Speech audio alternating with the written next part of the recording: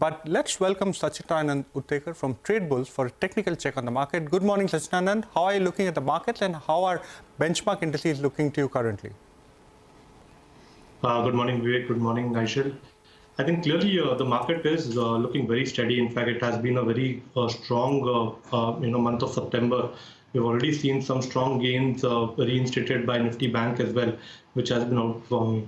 But if you look at today's data itself, there's a good amount of conviction that 26,000 level should hold on throughout the day. The UI cluster at around 26,100 could be at play, and once we see the Nifty, trending near the same, the probability of a breakout remains open. So we are of the opinion that the market trend has been very steady. The momentum should take the indices higher further towards 26,270 eventually, and that's why we are still recommending building long positions here. The base at 25,950 looks very strong from a trailing stop loss perspective. So keeping a stop loss somewhere close to around 25,935, one can still deploy long positions here. From an intraday swing perspective, we may see an immediate swing towards 26,110, but eventually we see a further rally towards 26,720, 26,270. When we look at Nifty Bank, I think it looks more consolidative. We have a very strong support built up at 53,900, but on the higher side, there is ample of congestion at around 54,250, 54,400 kind of a zone. So probably we may see Nifty Bank, consolidating within this range, but Nifty may see a very strong rally. Okay, all right. What about individual stocks?